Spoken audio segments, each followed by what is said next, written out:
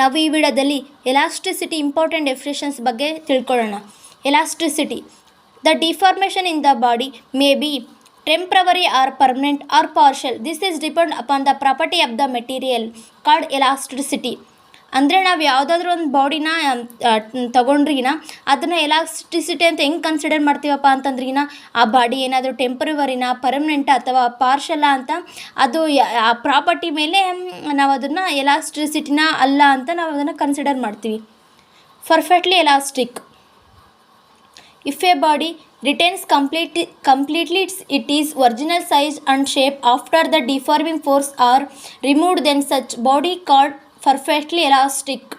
ನಾವು ಒಂದು ಯಾವುದಾದ್ರೂ ಒಂದು ಬಾಡಿನ ತೊಗೊಂಡಿವಿ ಅಂತಂದ್ರೆ ಅದನ್ನು ನಾವು ಅದಕ್ಕೆ ರಿಟೈನ್ಸ್ ಅದು ನಮಗೆ ಡಿಫಾರ್ಮೇಷನ್ ಫೋರ್ಸ್ನ ರಿಮೂವ್ ಮಾಡಿವಿ ಅಂತಂದ್ರೆ ಅಂದರೆ ಒಂದು ಪ್ಲಾಸ್ಟಿಕ್ ಬಾಡಿಗೆ ನಾವು ಫೋರ್ಸ್ ಹಾಕಿ ಮತ್ತೆ ಅದನ್ನು ಫೋರ್ಸ್ನ ರಿಮೂವ್ ಮಾಡಿವಿ ಅಂತಂದ್ರೆ ಆ ಬಾಡಿ ಮತ್ತೆ ಫಸ್ಟ್ ಸ್ಟಾರ್ಟಿಂಗ್ ಇನಿಷಿಯಲ್ ಪೊಸಿಷನಲ್ಲಿ ಇದ್ದಂತಹ ಸೈಜ್ ಆ್ಯಂಡ್ ಶೇಪ್ ಬಂತು ಅಂತ ಅಂದ್ರಿಗಿನ ನಾವು ಅದನ್ನು ಪರ್ಫೆಕ್ಟ್ಲಿ ಎಲಾಸ್ಟಿಕ್ ಅಂತ ಕನ್ಸಿಡರ್ ಮಾಡ್ತೀವಿ. Perfectly inelastic, if the body which does not regain its original shape and size after the removal of the applied force and remain in the deformed state. ನಾವೊಂದು ಒಂದು body ಏನಾದರೂ ಒಂದು ಅದನ್ನು ನಾವು consider ಮಾಡಿವಿ ಅಂತಂದ್ರಿಗಿನ ಅದಕ್ಕೆ ಡಿಫಾರ್ಮೇಷನ್ ಫೋರ್ಸ್ ಆ್ಯಡ್ ಮಾಡಿ ಮತ್ತೆ ಅದನ್ನು ರಿಮೂವ್ ಮಾಡಿದ್ರೆ ಗುಟ ಅದು ಒರಿಜಿನಲ್ ಶೇಪ್ ಆ್ಯಂಡ್ ಸೈಜಿಗೆ ಬಂದಿಲ್ಲ ಅಂತಂದ್ರಿಗಿನ ಅದನ್ನು ಇನ್ಎಲಾಸ್ಟಿಕ್ ಅಂತ ಕನ್ಸಿಡರ್ ಮಾಡ್ತೀವಿ. Stress, it is restoring force per unit area of the surface of the body. Stress is equal to F by A, unit is Newton meter square. Force per unit area of the surface of the body ಇದ್ರೆ ನಾವು ಅದನ್ನು stress ಅಂತ ಕರಿತೀವಿ. Longitudinal stress or tensile stress, if the force is acting along the length of the body.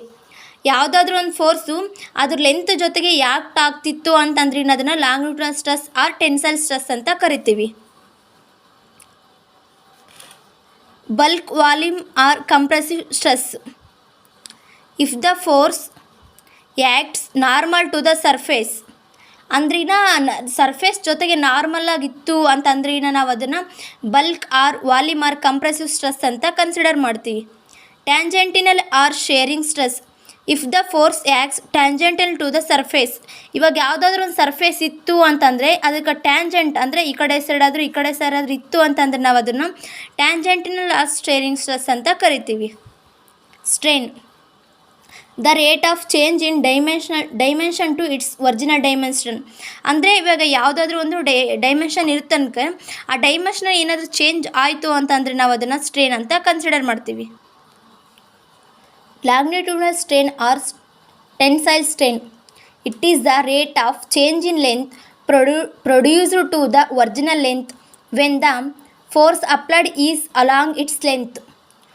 ಯಾವುದಾದ್ರೂ ಒಂದು ಅದಕ್ಕೆ length ತೊಗೊಂಡು ಆ ಲೆಂತ್ ಪ್ರೊಡ್ಯೂಸ್ ಮಾಡಿದೆ ಅಂತಂದ್ರೆ ಲೆಂತ್ ಚೇಂಜ್ ಆಗಿರ್ಬೇಕು ಅಂದರೆ ಒರಿಜಿನಲ್ ಲೆಂತಿಂದ ಚೇಂಜ್ ಆಯಿತು ಅಲಾಂಗ್ ದ ಲೆಂತ್ ಅಂತಿದ್ರಿನ ನಾವು ಅದನ್ನು longitudinal strain or tensile strain ಅಂತ ಕರಿತೀವಿ.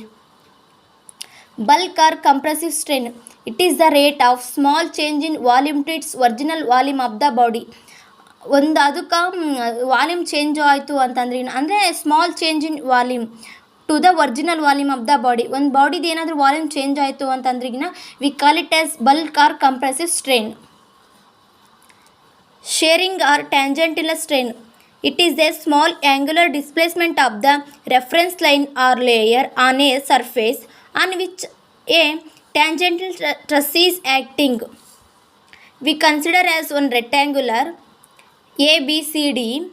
Small displacement is there, D to D dash, C to C dash. We call it as sharing or tangential strain. Elastic limit, the maximum stress up to which a body exhibits the elastic property. Elastic limit ಅಂತ ಯಾವುದು ಕರಿತೀವಿ ಅಂದ್ರಿಗಿನ ನಾವು ಉದಾಹರಣೆಗೆ ಒಂದು balloon ತೊಗೊಂಡ್ರಿಗಿನ ನಾವು ಅದನ್ನು ಎಷ್ಟು ಊದ್ಬೋದು ಅಂತಂದ್ರಿಗಿನ ಬಲೂನ್ನ ಸ್ವಲ್ಪ ಊದ್ಬೋದು, ಮ್ಯಾಕ್ಸಿಮಮ್ವರೆಗೂ ಊದ್ಬೋದು.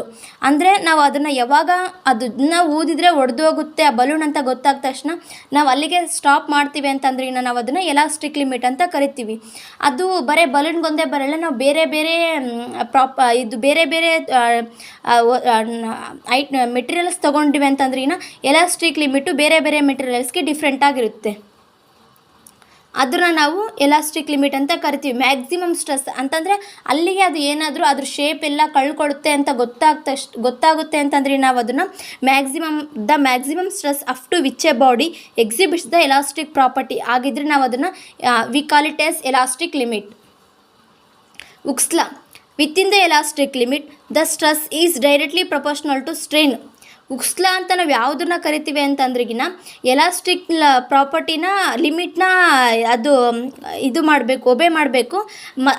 ಜೊತೆಗೆ stress is directly proportional to strain ಅಂತಿದ್ರೆ we call it as Hooke's law. Poisson's ratio within the elastic limit the rate of lateral contraction strain to longitudinal extension strain.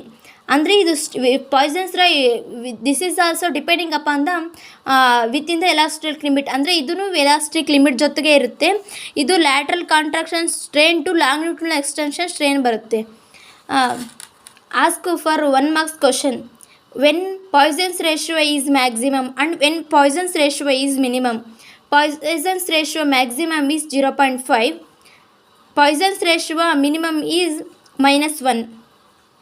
This is very very important for 1 mark question. Cantilever. It is a beam fixed horizontal at one end at loaded at other end. Cantilever. It is a beam fixed horizontal at one end and loaded at the other end. ನಾವು ಇವಾಗ ಯಾವುದಾದ್ರೂ ಒಂದು ಬಾಡಿನ consider ಮಾಡೀವಿ ಅಂತಂದ್ರೆ ಅದು horizontal ಆಗಿ ಒಂದು ಎಂಡ್ಗೆ ಫಿಕ್ಸ್ ಆಗಿರಬೇಕು.